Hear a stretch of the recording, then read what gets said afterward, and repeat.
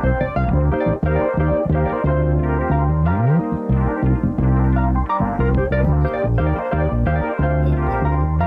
go right ahead, Kenneth. Today we're just having candid conversations, but we're trying to identify new resources or resources that are hidden, as well as we're attempting to make sure that you all know each other if you all don't know each other. Also to help us to understand some of the impact that you all are making through some of your efforts. And I believe the group that we have here right now has a great deal of insight in terms of resources, real estate, and other things that deal with community development and things of that nature. So for the next 5 to 10 minutes, we just want to have a candid conversation about Detroit, the real estate, resources, and anything of lobbying or government that might intersect those. Okay, my name is Kenneth Scott. I am president of the Greater Detroit Realtors Association, past president of the Detroit Association of Realtors. I'm a HUD certified housing counselor for NID Housing, which is NARAB Investment Division, housing counseling agency that's started in Detroit, 1947. We're a Black trade organization. We're the oldest Black trade organization in the United States. We have several chapters across the country. I am a real estate broker as well for CSW Real Estate, and do a lot of things in the community as it relates to real estate and just stabilizing our communities. Good deal. My name is Quay Edwards. I am a full-time entrepreneur. I'm a real estate agent. I also have a junk car business, so I do multiple things. I've been a real estate investor for the past 10 years. I did work in corporate America before I left corporate America. My whole intention was, what do I need to do to be able to pass something on to my daughters? I have 2 daughters, a beautiful wife, and I'm very excited to make an impact in our community. So that's what I strive to do on a day-to-day basis. Good deal. Hello, everyone. Lloyd Banks III. I'm CEO of Banks and Company. We are a public affairs firm. We do government relations, lobbying, strategic communications, stakeholder engagement, and DEI work, diversity, equity, and inclusion. We're based here in Detroit, but we cover the entire country. We handle areas in education. We do cannabis, hemp. We handle retail, death care. We've been in all those spaces in terms of doing lobbying work. Happy to be here. Part of what we also do is work with youth and young people around education initiatives, so it's not uncommon for us to be here with Ally, doing some work as it relates to financial literacy. Happy to be here, plugged into the community on a daily basis. It's part of the give back we do, and especially in the space of lobbying. Too often, many individuals, especially Black businesses, don't understand the value of having someone advocate on your behalf to change policies, look at regulatory issues, as well as look at procedural issues in order to effectuate change with lawmakers. So, gentlemen, we're just having a conversation. So, Yes, so why are you guys here? What brought you to an event like this? This is the Power Tour, where we intersect youth and we bring together family, youth, industry, and professionals. And so, what brought you here? We'll start with you, Ken. Well, of course, impacting the family is very key to our industry. The stabilization of the communities, like I stated before. We're here to make sure that there are families that are attaining Black home ownership, as well as Black wealth through the process. For those individuals that have a home buyer process and what have you, or were eliminated from the process, we want to include those individuals to make sure that they're aware that they can be homeowners. Kenneth, how important is that? How That's do we extremely fully important. get home ownership? That's extremely important. Unfortunately, we have been generational renters, and we've passed up that legacy that we can pass on to our families. There's a difference between being rich and wealthy. Rich is like hitting the lottery. Right. Wealth is passing that on from generation to generation. And we look forward to doing that in our communities. However, times are different, programs are different. However, we want to make sure that we overcome some of the obstacles that are out there as it relates to mortgage products, the down payment assistance programs, the underwriting guidelines, what have you, and make sure that we're providing hope, Okay. access, and opportunity. Love it, Kenneth. Yeah. What about you, Quay? Yeah. Why here? And then let's talk about the investment background. Definitely. Why here? You know, when I've always looked at Black history, the places that I start, obviously Martin Luther King, Malcolm X, Marcus Garvey, but Harriet Tubman specifically, she wanted freedom for herself and others. Me personally, looking at the landscape of where we are, there is a financial gap. There's classism that is on top of other items that we're plagued with. You talked about generational renting. We're dying over blocks we don't own. These are powerful things that we do have to face and deal with. So I'm looking to be an advocate for change. Financial freedom for myself and others is the reason that I am here to share with you. And then your investment background, talk about that. Yeah, so 10 years ago, I started an investment company. The market was completely different 10 years ago, the real estate market. You could go and buy properties much cheaper, right? So I was able to buy properties literally around $10,000 in Pontiac, Michigan. And even those properties that I bought at that little bit, of a value, that low level of value, I used money from my community. So I would go and I would speak with different people like, hey, there's this auction coming up. I don't know if you know, but these properties are pretty cheap. At some point, they're going to continue to go up coming out of that '08 recession. So I would go and I would buy like 4 or 5 different properties. I would partner with other people who would have equity in those deals, or they would just give me the money and I would give them 20% of their money within a year. And I did about 10 properties, and I would fix them, flip them. I actually sold them out on land contracts. And essentially that's something that helps people who might not have the credit. And there's different ways you can get people to going back to the home ownership. Exactly. Okay. So then I became a realtor after a few years of understanding, like, why am I paying somebody else for what I can do myself? And as the market started to elevate and climb, now it's like it costs so much and there's so much money being transacted. Exactly. Why don't I just get a little piece of what everybody's doing? And when it flips, I can revert. Exactly. No, see, how do we, this is some great stuff between Quay and Kenneth. How do we be intentional about making sure we get this message to Black folk? I'm all about that. I say every day, some people say minorities, some people say this group. I say directly, how do we help Black folk understand how important it is to be homeowners, how important it is to invest? What are some solutions? What do we have that we can do? I know it's forums like this, but how do we, sometimes we get the people that already know this. How do we reach those that don't know any of this? Well, first and foremost, with me being the president of the Greater Detroit Realtors Association, our number one charge is to increase Black homeownership. We cannot be sitting on the sidelines hoping that people that are seeking it come to us. We have to meet them where they are. And in doing so, we've conducted a number of workshops. We had one on Thursday, April 13th, and one on Saturday, April 15th. The individuals that came out for the Thursday event, it was 150 people. We had 100 people on the 15th. People need to have incentives in order to overcome some of the obstacles. We provided them incentives. We had 10 financial institutions, mostly banks, Opportunity Resource Fund. They were all on the panel. They were on a panel discussion outlining their programs, how it affects our specific community.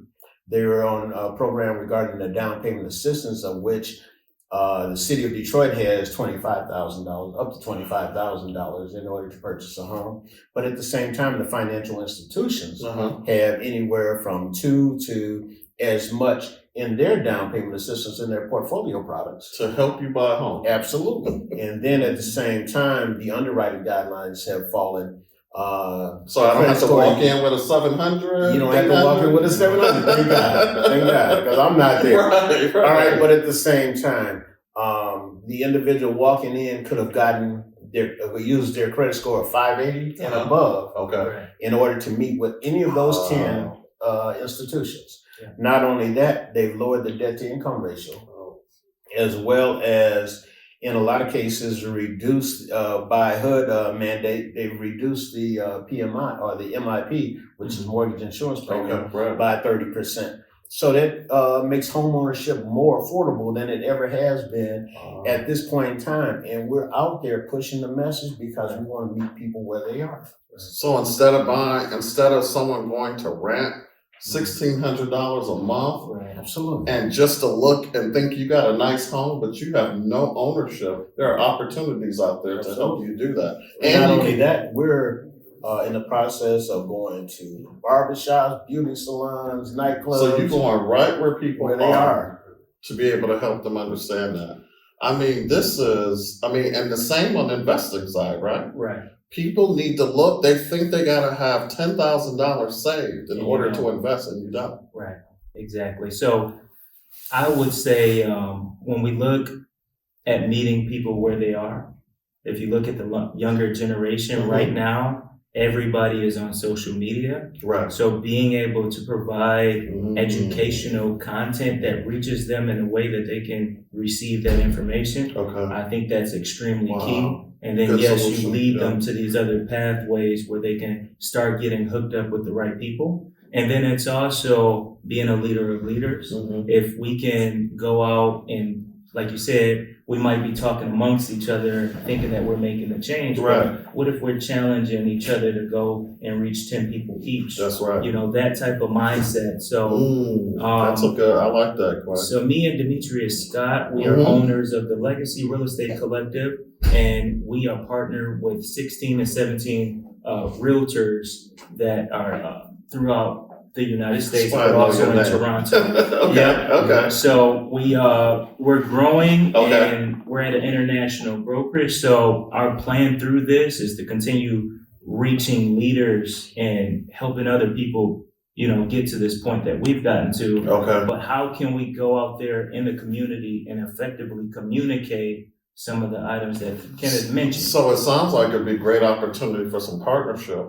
That when you're having something, Kenneth, maybe bring Quay over and his group, because I think folks need to understand that you don't have to be rich to invest. Right. And and you know what we do so poorly in the Black community is get together and do collaborative Absolutely. efforts. Do you know all other communities do that but us? Because I may not like DJ Emmett, or I may not like this person. In other communities, they don't care because it's green and they get together. Right. And so how do we make sure we teach that to our people that let's just work together and make this money? Exactly. But Right. one thing that they do differently than we do, it's intentional. Mm. It's an intentional. Like I started with saying Black Absolutely. folks. It's an intentional. Okay.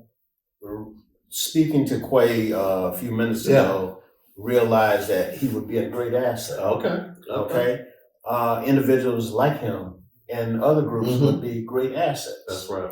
The one thing that I'm fearful of as it relates to our people is that when you have programs like this and people come to the well and what have you, Right.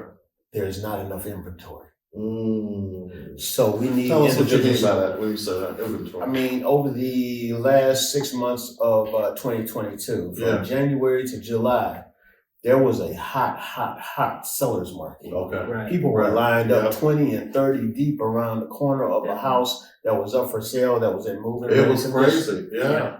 Definitely. Now, We were out there. fast forward, Yeah. I looked on the MLS for my client.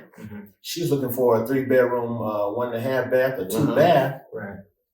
I looked up and there's several hundred listings out there, but only have 1 bathroom. Oh, okay. So Okay. inventory. Inventory, Oh, okay. the number of bedrooms, the number of bathrooms, the square footage, and no one has a garage anymore.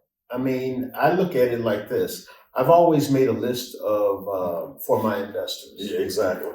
These are what things. Non-negotiables. These are what items that people are looking for. Yes. Why haven't you adopted this list Yeah. and increased the value of your property, thus increasing the less time on the market? Exactly. Okay, if we had more products like the ones that Quay and Demetrius them are coming up with, then we could feed our people. Exactly. They could stop becoming renters. They could stop being victims of a hedge fund manager or a corporate organization buying a home and renting it back to them. That's crazy. So we have to alleviate that process. We have to look at all the obstacles that they're facing, whether it be the mortgage product, the down payment assistance, the credit score, the debt to income ratio. But we also have to look at the inventory that's out there or the lack of inventory that's out there in order to meet the need. That makes so much sense. Quay, what your thoughts about that? I agree. What about inventory? How can what you Inventory. I mean, that's a big topic. Right? Yeah. Because a year ago to 18 months ago, interest rates at 3% or so, now being at 6% to 7%. Right. I mean, the reason that the home values have not dropped is because of the supply. Okay. Right. The supply is so low that prices are able to still be high, even though the rates have dropped. Gotcha. So, but that doesn't change what we need to do as a people. As a people, we need to be informed with the information that when things do change or opportunities do open up, we can see it and we're ready for it. Because we don't know what we don't know. Exactly. We don't know. And even in any market, you can find what you're looking for. So when I told you that when the market started to really go up from 2013, 2014, all the way to 2018, 2019. If you remember back in 2018 and 2019, everybody thought there was going to be a crash coming and never came, right? Exactly. Yep. So a lot of investors stopped actually looking for properties because everybody thought a crash was coming.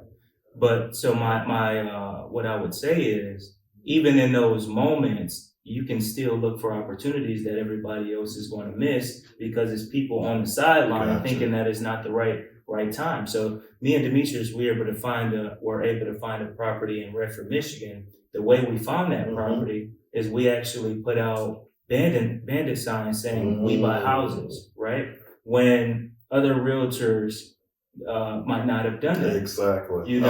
So you have to be creative and you have to be surrounded by creative energy that keeps you focused no matter the circumstance. I think one of the things, and I say this, I think it's so important that as an entrepreneur, as a business owner, as a person that's responsible for people's livelihoods every 2 weeks, that we have to be creative, we got to be able to make money, but we also have an obligation to give back and to make sure that this kind of information is shared. So many times in our communities, we hold on to this kind of information and don't share it for fear of the other person getting ahead of you. Please get ahead of me, because if you get ahead of me, then you got more resources to come back and get somebody else. And I just, oh my gosh, we got to get past that. So definitely. At one point in time, Detroit had the best housing stock of any major city in the United States. We still have the homes. They're in deferred maintenance or whatever you call it. But at the same time, the home still exists. That's right. And my thought is that with all these homes out here, and they're going unmaintained, unsecured, whatever the case may be, that we venture into mortgage products like the 203K, the FHA, the Freddie Mac and Fannie Mae restoration programs, because those are opportunities where you can buy the home and rehab the home all in one loan. Exactly. But there are very few entities that are doing that. I know Liberty Bank is doing it. First Merchants is doing it. Flagstar is doing it. But at the same time, in in a community where the housing stock has been diminished or is not up to code and specifications and what have you, then that needs to be instituted in order to increase the housing stock. So that's where you need me as a lobbyist to come in and make those kind of things happen at the local, state, and federal level. Absolutely. And like you stated, there are not enough people that are knowledgeable about the lobbyist industry. So they wouldn't know. Right. I know a few of them up there, but at the same time, if that was to be instituted, then we wouldn't have a housing desert. Wow. To the extent very interesting. So, and then at the same time, there's a legislation, right? And I'm pretty sure you probably come in contact with it. February 9th of last year, the state of Michigan signed a bill, or the governor signed a bill from the legislature, House and Senate, that would establish a first-time home buyer savings account. Okay, we're talking about generational wealth and what have you. If that's the case and what have you, that individual that is not where they should be as far as the closing costs of down payment assistance, they can save for that ahead of time, put money in that first time home buyer savings account, and get it tax deductible.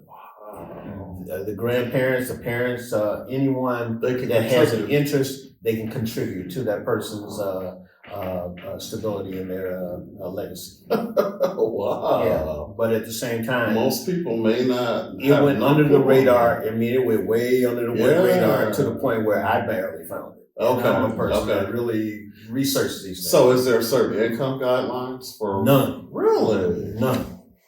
Okay. You just have to find a financial institution in the state of Michigan, start a first-time homebuyer savings account. It has to be designated as such. Okay. In order so the regulatory is there and it's situated and they have the procedures, but you have to, a banking institution has to adopt that in order to do that. Absolutely. Okay. And it's, I think the deadline is the 2026. But at the same time, just in our community, we always find out things in the 11th hour, the 12th hour, and later on that night, we need to push that heavily. Exactly. That's like increase home ownership. Okay. And what is that called again? It's called the First Time Home Buyer Savings Account. And it's for Michigan. It's for Michigan in any financial institution that you bank at or whatever the case may be, or put deposits in or what have you. Then at the same time, there's another program called Keys to Own, where people can transition from being a renter using that housing choice voucher. Now they can use it to purchase a home as well. They just have to meet the eligibility standards of MISTA and their public housing authority. Exactly. Wow. And that's so key. And that needs to be a lot. Yeah. But back to the first time homeowners, that's so critical for those of us who have bought homes. And just recently, we bought a new home a year ago. Others in a regular program with underwriters, you can only gift based on if you're in that household. And I'm glad you used that terminology because the gift is important. Yeah, but the fact that others share that is very important. That's another tool in our arsenal. Yeah, that's huge. Quay, any other thoughts? Yeah, I would say there's some deep level information that is not reaching the consumers at all. So that's a big opportunity. It is. And the question is, how do we, with your organization, others need to be aware of that so we can make sure this information gets very out. Much so. That's very huge. So. That would be in every home buying seminar that we do. It should be. And others should do it. So if they profess, those that have those CRA dollars at banks, and they profess to be doing something for the community, this is something that they should be talking about and instituting within their bank. Exactly. And the other thing is, millennials have taken over as far as the predominant demographic now. Right. Over baby boomers. Without question. Yeah. If that's the case and what have you. I think it's Quay. Yeah, those individuals have to be targeted. Those individuals have to be targeted in order to make sure that they're aware of this, because in most cases their parents have already achieved one. Exactly. They have the money in their 401ks, 403bs, SEPs, or whatever the case may be. they can give their child a starting point Wow. for home ownership. Okay. If they would donate to that particular To that program, the program. first time home buyer savings account. That's deep. We good? Okay.